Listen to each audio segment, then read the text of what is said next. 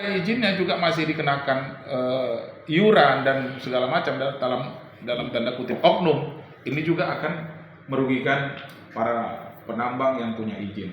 Nah, bagaimana dengan terjadi penembakan antara Kabaop dengan Kasat Reskrim? Apakah pemerintah daerah juga nanti akan diperiksa tentang masalah ini karena ini tidak ada izin, ya kan? Ada pembiaran di sana.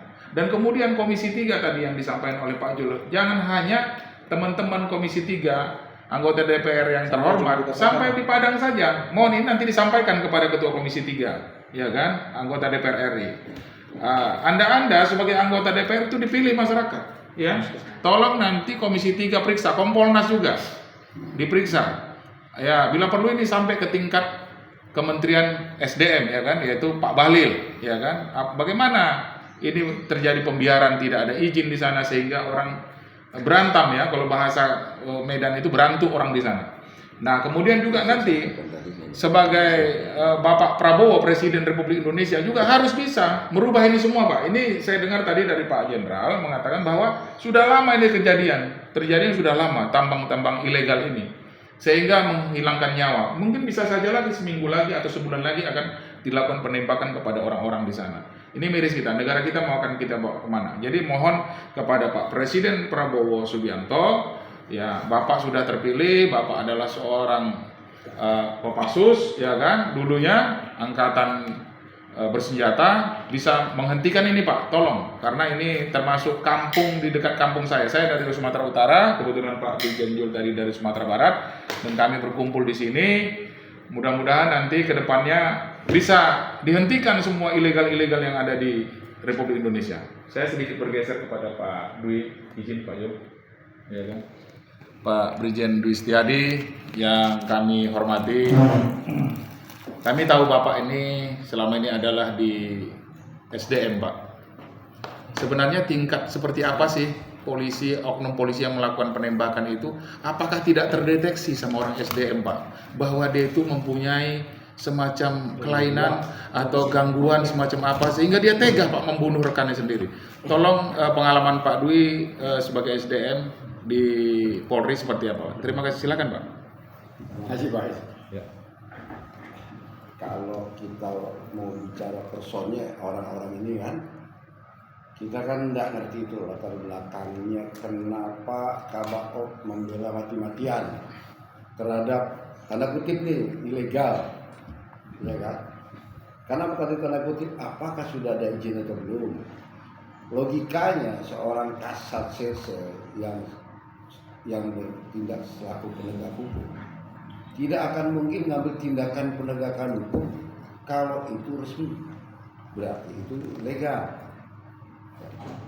Umumnya kan sebetulnya kalau cerita kasus yang tadi Pak Jul cerita sampai Kapolda dicopot, dulu Kapolda penertiban terhadap tambang-tambang ini dilakukan oleh Kapolda hanya dipilih sepertinya dari sekian yang ditangkap, dipilihlah yang tidak ditangkap.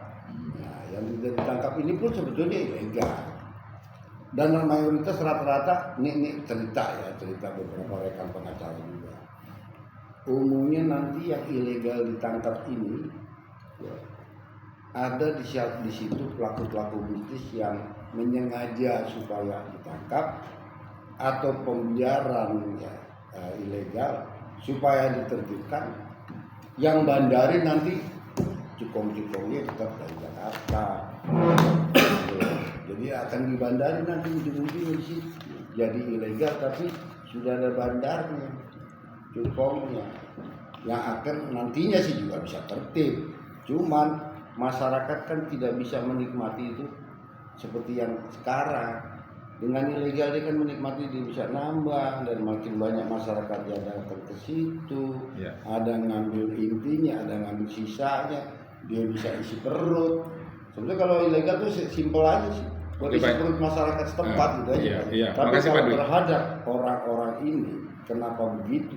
Ya. Secara psikologis kan berarti nih yang satu penegakan hukum, yang satu membela kepentingan. Nah, kepentingan ini atas perintah siapa? Ya kan? Ini kita belum bisa tahu. Ya. Karena kenapa belum bisa tahu? Karena nggak ada ngaku kan.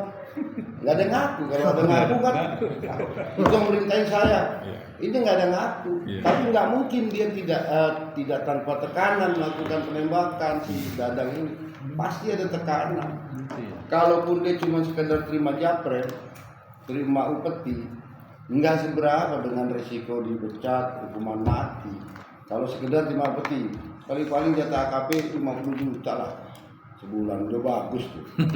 Waktu zaman kita pama ya, kalau dia paling dapat 1 juta aja udah bagus. Iya. Zaman kita. Maksudnya begini Pak Dwi, izin. Ya itu tadi udah kita bahas tentang ilegalnya kan. Maksudnya sosok seorang Kabaop tadi loh, seorang pejabat. Secara sumber daya manusia kan harusnya dia tuh orang yang profesional gitu. Tidak mudah emosi sehingga meletuskan senjata begitu. Kecuali dia seperti Baradae kemarin nih, ya kan? Kita tahu itu memang orangnya panas segala macam. Tapi ini adalah sosok seorang Kabaop, ya kan? Kapten pangkatnya lagi, adalah orang yang seharusnya menjadi contoh bagi adik-adik kita yang bintara-bintara, jangan seperti itu lagi nanti gitu. Maksud saya ini psikologinya menjadi pejabat itu kan tentu ada tesnya di SDM seperti apa kan, tidak mudah itu. Itu seperti apa sebenarnya tahapan-tahapan orang akan menjadi pejabat itu Pak Dwi? Saya gini, Kepolisian.